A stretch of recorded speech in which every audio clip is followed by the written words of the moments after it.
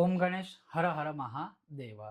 ચંદ્રગ્રહણમાં કોઈ ગર્ભવતી સ્ત્રી છે, કોઈ માસિક ઉપર કે માસિક ધર્મમાં છે, કે કોઈ નાના બાળક છે, કોઈ અસ્વસ્થ વૃદ્ધ લોકો છે, તો એ લોકો માટે શું નિયમ છે અને સામાન્ય રૂપે કોઈ આજે અનુષ્ઠાન આદિ કરવા માગે છે, તો એ લોકોએ કેવી રીતે એક અનુષ્ઠાન પૂર્ણ કરવું જોઈએ, આજે આપણે એના ઉપર સત્સંગ કરીશું, જે બહુ મહત્વપૂર્ણ છે, ખાસ કરીને જે સાધક લોકો છે એ લોકો માટે। જો તમને આજનો આ સત્સંગ વિષય વિડીયો પસંદ આવે તો લાઈક કરજો, શેર કરજો અને ચેનલ પર નવા હોય તો સબસ્ક્રાઇબ કરજો। તો ચાલો સત્સંગ શરૂ કરીએ। હવે આપણે વાત કરીએ તો જેમ કે શાસ્ત્રોનું કથન છે કે જ્યારે ગ્રહણનો સ્પર્શ થાય એટલે એ સમયે આપણે મંત્ર જાપ આદિ છે કે સ્તોત્રપાઠ આદિ જે કંઈ પણ કરતા હોય એ કરવું જોઈએ। અને જ્યારે ગ્રહણ પરિપૂર્ણ થાય એટલે કે ગ્રહણનો મોક્ષ જ્યારે થાય ત્યારે આપણે દશાંશ યજ્ઞ કરી શકીએ, તર્પણ કરી શકીએ, માર્જન આદિ જે બધું છે એ કરી શકીએ અને આપણે શ્રાદ્ધ કે તર્પણ, શ્રાદ્ધ એટલે જે શુભ તર્પણ આદિ છે, હું અહીંયા એની વાત કરું છું, એ પણ આપણે કરી શકીએ। હવે આ વખતે જે ગ્રહણ છે એ લગભગ આપણે ખગ્રાસની વાત કરીએ તો સાંજે 4:35 શરૂ થશે અને આખું ગ્રહણ છે 6:46 પરિપૂર્ણ થવાનું છે। તો હવે માની લો કે કોઈને આર્થિક સ્થિતિ સુધારવા માટે, સંપન્નતા પ્રાપ્ત કરવા માટે અનુષ્ઠાન કરવું છે, તો એક ઉદાહરણ તમને સરળ આપું જેથી તમને ખબર પડે કે આજે તમે 120 પાઠ જે છે એ શ્રી સુક્તમના કરશો, તો તમે 4:35 એ શરૂ કરીને 6:46, હું તમને આ એક એક્ઝામ્પલ આપું છું, બાકી તમે જેટલા પાઠ કદાચ થઈ શકે આ સમયકાળમાં એટલા કરી શકો, અથવા તમે લઘુ અનુષ્ઠાન કે એક માનસિક સંકલ્પ લો કે ભાઈ હું 60 પાઠ કરીશ કે 120 પાઠ, ઉદાહરણ આપું છું 120 પાઠનું, કે તમે 4:35 જે પરમગ્રાસ શરૂ થાય છે, ખગ્રાસ શરૂ થાય ત્યારથી તમે પાઠ શરૂ કર્યા, સંકલ્પ રાખવાનો કે ભાઈ મને આર્થિક સ્થિતિ સુધરે, કદાચ કર્જ કે દેવું હોય તો એમાંથી મુક્ત થઈએ, ઘરમાં સ્થિર લક્ષ્મીની પ્રાપ્તિ આદિ થાય, આવો સંકલ્પ લઈ યથાશક્તિ શ્રી સુક્તમના પાઠ વિધિ વિધાનથી કરવા। હવે 120 પાઠ કરી દીધા તો એ જે 6:46 આ જ્યારે પતી જાય, જેટલા પાઠ તમે કર્યા છે તો પછી શું કરવાનું, તો પછી એનો દશાંશ યજ્ઞ કીધું છે, તર્પણ કીધું છે, માર્જન ને બ્રહ્મભોજન, તો કદાચ માની લો કે આ સમયકાળ પછી એટલે ગ્રહણ પછી યજ્ઞ કરી શકાય જે તમે અનુષ્ઠાન કર્યું છે એના માટે।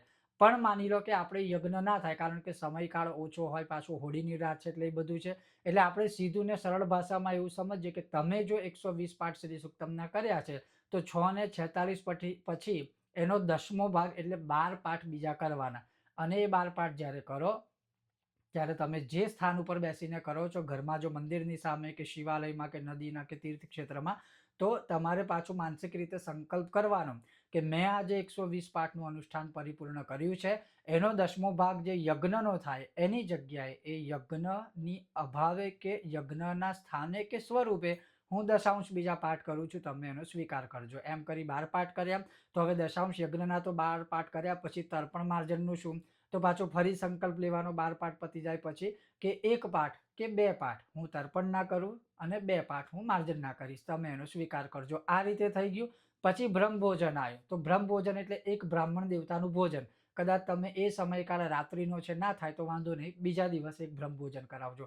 આ તમારું આખું અનુષ્ઠાન પરિપૂર્ણ થશે ને પછી તમે જે અનુષ્ઠાન કર્યું છે આ એ તમારે પછી રોજ એટલીસ્ટ તમે તમારી રીતે પાઠ કરજો। પણ જો તમે શ્રી સુક્તમનું પહેલા પાઠ કે અનુષ્ઠાન કે એ સિદ્ધ કર્યું હોય તો, કારણ કે ચંદ્રગ્રહણમાં નવું કોઈ અનુષ્ઠાન ન કરવું, તમે જે મંત્ર કે સ્તોત્રપાઠ ગુરુના માર્ગદર્શનથી પ્રાપ્ત કરીને કરતા હોય એનું જ અનુષ્ઠાન કરજો। તમે રોજ જે મંત્ર જાપ કરતા હોય એનું જ અનુષ્ઠાન કરજો। આ મેં તમને શ્રી સુક્તમનું ખાલી એક ઉદાહરણ આપ્યું છે, કારણ કે ચંદ્રગ્રહણમાં કોઈ નવો મંત્ર કે કોઈ નવો સ્તોત્ર એનો આરંભ કરવો એ બહુ દરિદ્ર આદિ દોષ આપનાર છે। તો આ રીતે તમે આખું અનુષ્ઠાન કરો। હવે બીજા નંબરમાં નીતિ નિયમની વાત કરીએ તો નીતિ નિયમમાં એવું છે કે આમ તો જ્યારે ગ્રહણનું સૂતક સવારથી જે શરૂ થાય છે એ ગ્રહણના સૂતક કાળથી માંડીને ગ્રહણ આખું પતે નહીં ત્યાં સુધી ભોજન ના કરાય, સૂઈ ના જવાય, ખવાય નહીં કે કશું પીવાય નહીં, તો એ બહુ મહાપાપ લાગે છે।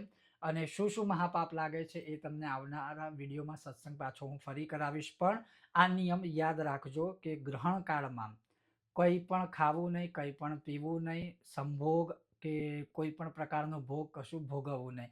પણ હા, નાના બાળકો ગર્ભવતી બહેનો કે મહિલાઓ, જે વધારે ઉંમરવાળા છે, બધા વડીલો અને જે દવાઓ કે બીમારીઓના કારણે ગોળી લેતા હોય એ લોકો, ગોળીઓ દવાઓ લેતા હોય એ લોકોને કોઈ નિયમ લાગુ નથી પડતો. પણ એ લોકોએ 6:26 થી 6:46 એટલે 20 મિનિટ સુધી એટલીસ્ટ ગ્રહણના સમયમાં નિયમ પાળવો, કારણ કે આખો નિયમ જળવાઈ રહેશે અને એનો કોઈ દોષ ગ્રહણનો તમારી પર અશુભ રહેશે નહીં.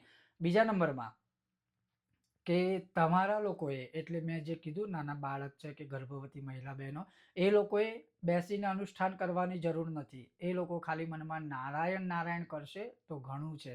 એ લોકો મનમાં તમારો જે પહેલા મંત્ર કે જે ભગવાનનું સ્મરણ કરતા હોય એ કરશો તો તમારા માટે ઘણું છે. બસ ગ્રહણકાળ દરમિયાન તમે બહાર જવાનું ટાળજો. તો આ રીતે ખાલી આટલું પણ જો તમે કરશો તો એ વધુ સારું રહેશે. અને હું તમને બેઝિક આખું આ ગ્રહણ વિશે કહી દઉં તો ગ્રહણના સમયે દરેક જળમાં ગંગાજીનો નિવાસ છે અને દરેક બ્રાહ્મણ વેદ વ્યાસ સમાન છે. તો જ્યારે તમારે ગ્રહણની શરૂઆત થાય, જો તમે આખું અનુષ્ઠાન કરતા હોય તો 4:35 પહેલા સ્નાન કરવું. આખું અનુષ્ઠાન ના કરો અને 6:26 થી 6:46 એટલે 20 મિનિટ માટે ખાલી જાપ કરવાના હોય તો લગભગ 6 થી 6:15 ની વચ્ચે સ્નાન કરી લેવું.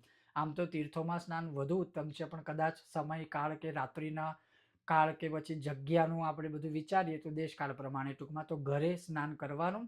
સ્નાન કરી અને એના પછી આપણે આપણી જે મંત્ર જાપ કે સ્તોત્ર પાઠ ભક્તિભાવ કરતા હોય એ કરવાનું. અને પછી મેં કીધું એમ કે 20 મિનિટ પછી પાછું વસ્ત્ર સહિત પાછું સ્નાન કરી લેવાનું. અને એના પછી આપણે આપણું જે રૂટીન હોય એ તમે કરી શકો છો.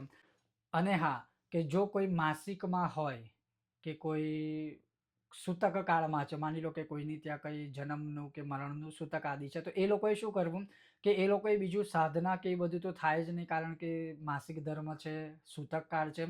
તો એ લોકોએ પોતાના ઘરમાં જે સૂતક કાળ આદિ છે તો એના કારણે આ જે ગ્રહણ પતી જાય ને એના પછી એ લોકો દાન આદિ કરી શકે, વસ્ત્ર દાન કરી શકે કે એવું બધું કરી શકે. કારણ કે જે રીતે મેં તમને કીધું કે દરેક જળ ગંગાજળ સમાન છે અને દરેક બ્રાહ્મણ એ સમયે વેદ વ્યાસ સમાન છે.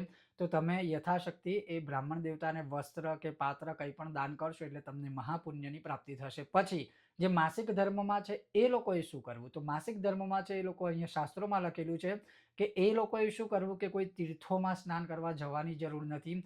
ઘરમાં પણ જ્યારે તમે સ્નાન કરો ને તો શું કરવાનું કે એક ડોલમાં કે બકેટમાં થોડું ગંગાજળ કે તીર્થોનું જળ હોય તો એમાં એ પધરાવજો અને એના પછી તમે વસ્ત્ર સહિત સ્નાન કરી શકો છો, જે માસિક ધર્મમાં હોય એ લોકો માટે.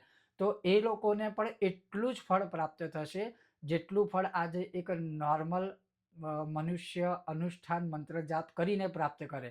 એટલે કદાચ કોઈ માસિક ધર્મમાં છે એ લોકોએ કોઈ ચિંતા કરવાની જરૂર નથી. ફક્ત સ્નાન કરશો તીર્થોના જળથી તો પણ તમને બધું જ ફળ આનું પ્રાપ્ત થશે. તો આ રીતે તમે ગ્રહણના શરૂઆતમાં જે છે સ્નાન કરો, પછી જે મંત્ર જાપ આદિ હોય એ કરો અને ગ્રહણ પરિપૂર્ણ થઈ જાય તો તમે જે કર્યું છે એનું દશાંશ યજ્ઞ, તર્પણ, માર્જન, બ્રહ્મભોજન અથવા જે મેં તમને પહેલા જે સમજાવ્યું છે એ રીતે તમે કરી શકો છો.